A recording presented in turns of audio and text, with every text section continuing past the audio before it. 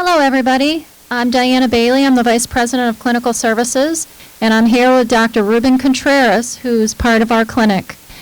Today, we'll be reviewing the vaccinations, which are soon to come, which we are very excited about, and give you a little bit of an update about where we are at this point.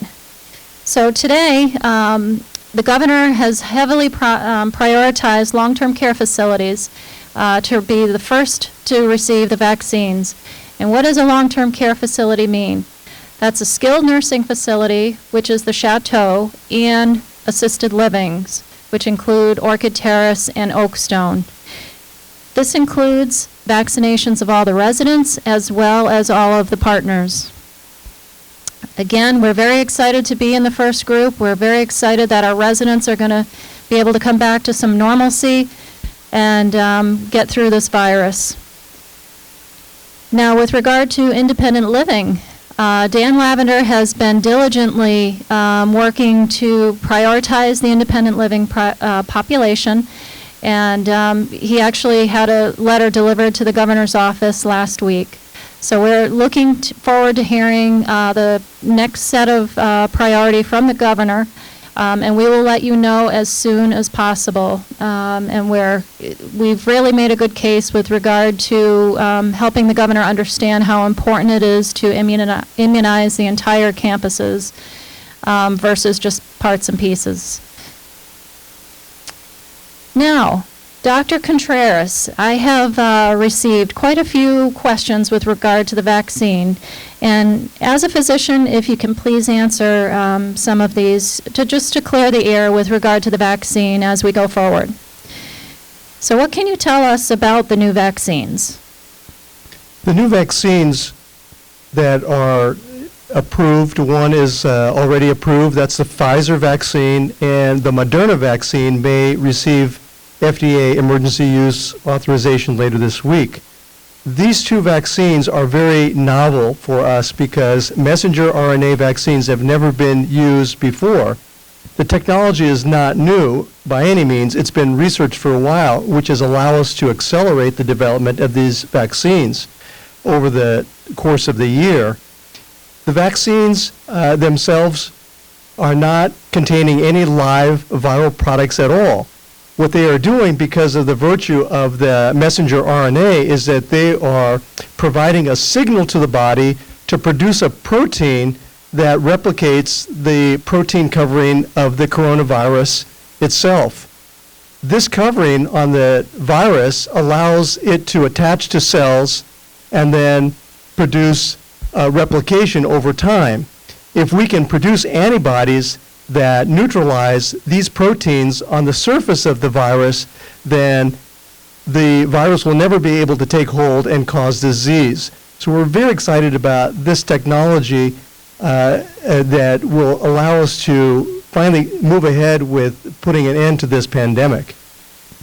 That is very exciting. Are you concerned at all about the vaccine safety? The quick answer is I am not concerned based on the results of the two studies which I have seen. Both the Pfizer and Moderna have enrolled individuals all throughout the world. The total number is about 70,000 individuals have volunteered for the vaccine.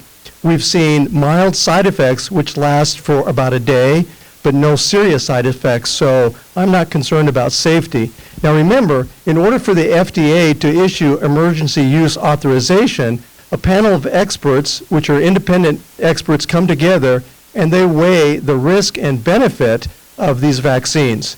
So they want to make sure when they look at these vaccines that, number one, the vaccine is effective, and number two, that the vaccine is safe.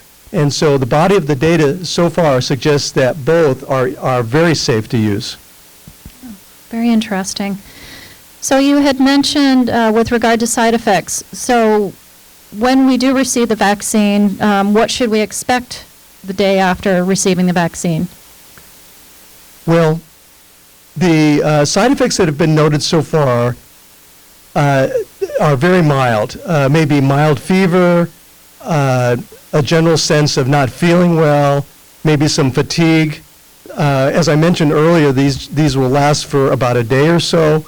This is a 2-vaccine series. One is given initially, and the second one is given 3 to 4 weeks after the first. Now, the studies have shown that most of the side effects seem to occur after the second dose. So I'm not exactly sure why that is, but the studies have shown that. No serious reactions have occurred, although with any type of drug or medication or vaccine, serious allergic reactions can occur but are very rare. These allergic reactions occur within minutes of receiving the vaccine, and that's why anybody who receives the vaccine will need to be monitored for at least 15 minutes afterwards to make sure that there are no serious side effects, and we will have things in place should a serious allergic reaction occur. Wonderful. Now, the big question, will we still have to wear the masks after we receive the vaccine, considering we're going to be first in line? The quick answer to this question is absolutely yes. We will need to continue to wear a mask. Why is that? Well, we don't know if people who get the vaccine, if they actually get the virus into their system, will be infectious or not. These type of vaccines do not neutralize the vaccine in the upper respiratory tract. So it's still possible that a vaccinated individual could get the infection. They won't get sick or develop the disease, but they'll definitely have the virus in their system. Now, whether they will be infectious or not, we really do not know. So until more data becomes available, masking is absolutely going to be necessary, even for vaccinated individuals. Okay. What a bummer, huh? Yes, we were hoping to get rid I of those agree. darn masks. And now the big question of the day. Are you going to take the vaccine?